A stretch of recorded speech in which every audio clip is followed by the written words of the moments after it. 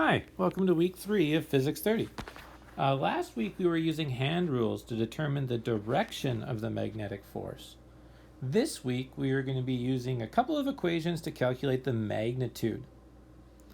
The first equation we're going to use is the magnetic force is equal to QVB. Magnetic force, Fm is the force, that's measured in newtons. Q is the charge of the moving particle. So electrons, remember, are 1e, so 1.6 times 10 to the negative 19.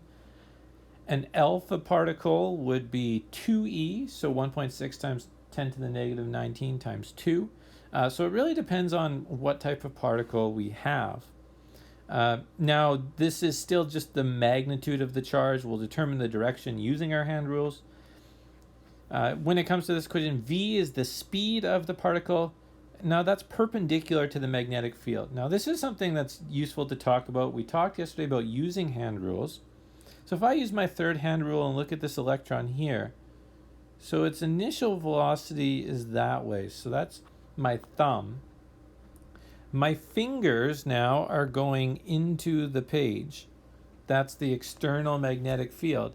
So the idea here is that they always need to be perpendicular if there's going to be a magnetic force, because otherwise my hand just doesn't bend that way. Now there is a force, and that force is my palm, and that force is going down. So as that electron enters this region, it's going to be pushed down. Now if as that direction changes, so is the force. That force is always going to be towards the center. This shape probably looks familiar from Physics 20. It's now traveling in a circle. It's experiencing a centripetal force it's experiencing. That's kind of a big idea. So when charged particles move through magnetic fields, they move in a circular shape. That is different than if this electron were to move through an electric field. In an electric field, it would travel in a parabolic shape. So parabolic versus circular is one important difference. Now, some applications of this idea, number one, is the aurora borealis and the Earth's magnetic field. The reason why we see the northern lights is as these charged particles enter the Earth's magnetic field, they're actually accelerated, right? Because they're traveling in a circle. And anything traveling in a circle is experiencing centripetal acceleration. And as it accelerates, it actually gives off all of these different colors, which is kind of neat. The other idea, last week I kind of shared a video on magnetohydrodynamic drives. That's kind of one application of these ideas. The other is a particle accelerator. Traditional particle accelerators, so they took these protons and they shot them through these, so they just had these charged plates. So there's my positive side, here's my negative side. So there's my negative plate. So this plate's positive, this plate's negative. So as that proton goes between those, right, its energy is going to change and it's going to accelerate. Well, what early accelerators did is they took a whole bunch of these and just put them one after another. That was a linear accelerator. Now, when you build an accelerator that way, you're really limited by your voltage, so that the amount of energy you can actually change that proton by between the plates. And if you put a whole bunch of these one after another, it eventually gets pretty long and you're limited by space. Now what they did is they started to use magnetic fields, because if we take this proton, now I'm using my right hand, so my thumb is going to the right. If I take this proton and I have a magnetic field coming out of the page, so here it's coming out of the page. So if I pass it through a region like that, and I have a whole bunch of strong magnets and they're all coming out of the page, those protons will have a magnetic force and they'll travel in a circular path.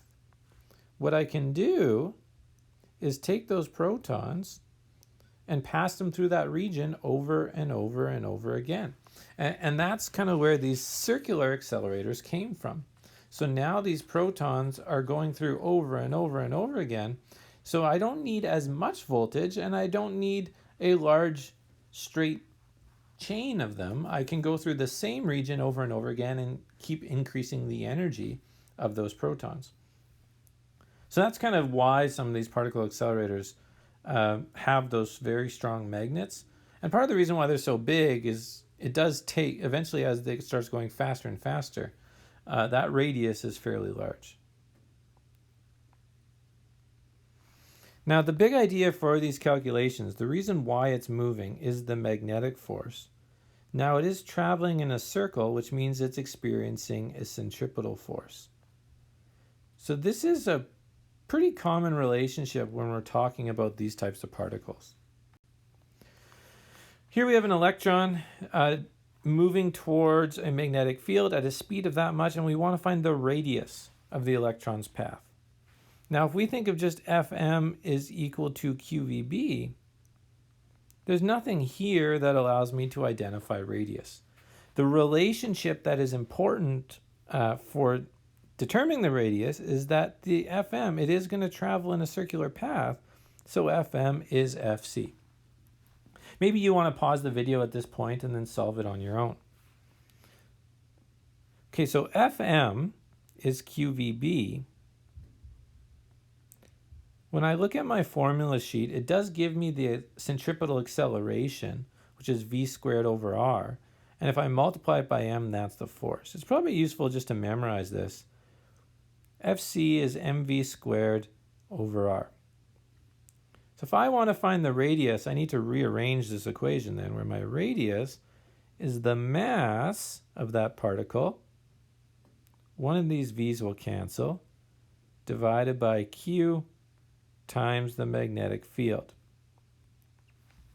So the mass of an electron is 9.11 times 10 to the negative 31 times the speed it's traveling, so that's 2.38 times 10 to the 5, divided by the charge on an electron, so that's 1.6 times 10 to the negative 19, divided by the magnetic field, so 1.13 times 10 to the negative 5, gives me a radius of 0.1120 meters,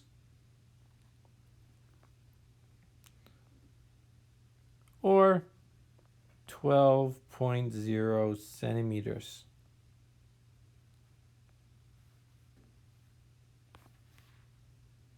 So big idea, when we have things entering perpendicular to the magnetic field and they travel in a circle, so because it's traveling in a circle, the reason why it's traveling in a circle is the magnetic force, and because it's traveling in a circle, it's experiencing a centripetal force. That's the same thing.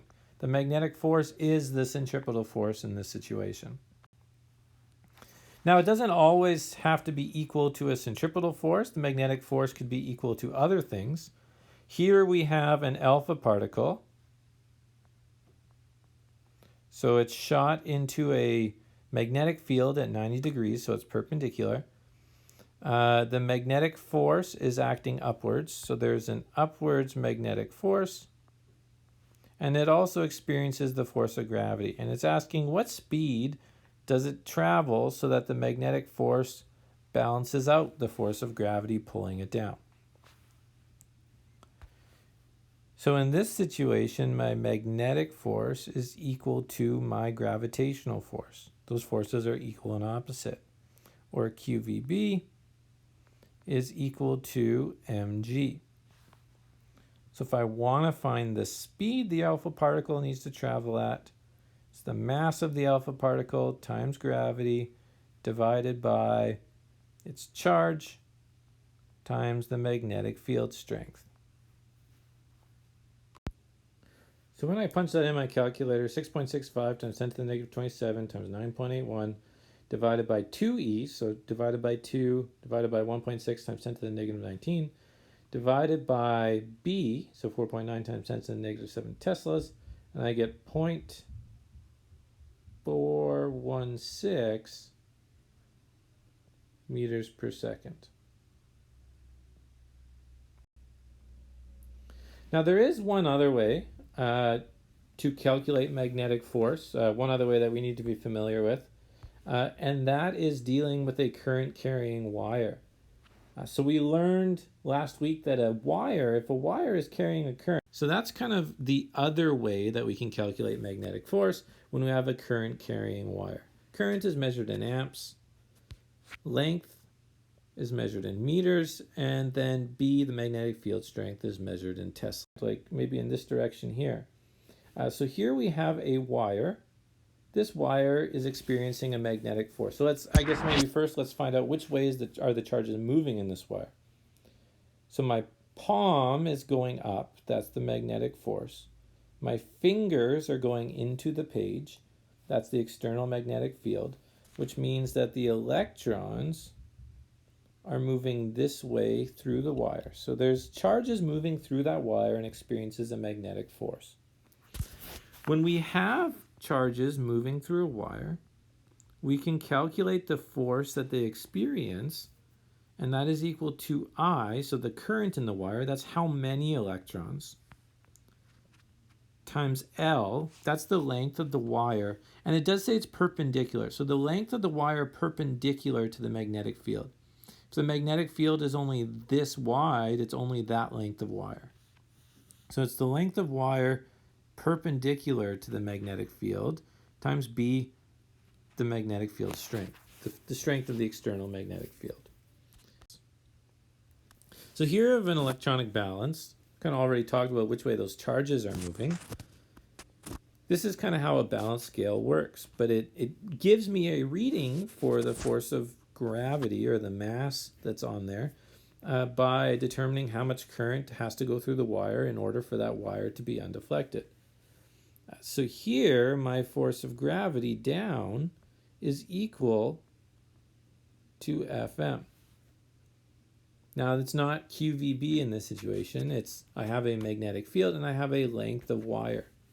So my force of gravity, mg, is equal to IL times B. If I want to find the mass of the object, that's I times L times B divided by 9.81.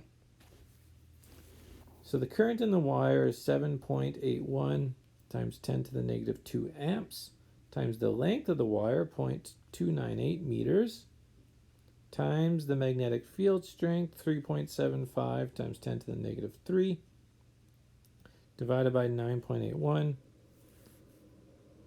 and I get 8.90 times 10 to the negative 6 kilograms. It's probably a really accurate scale.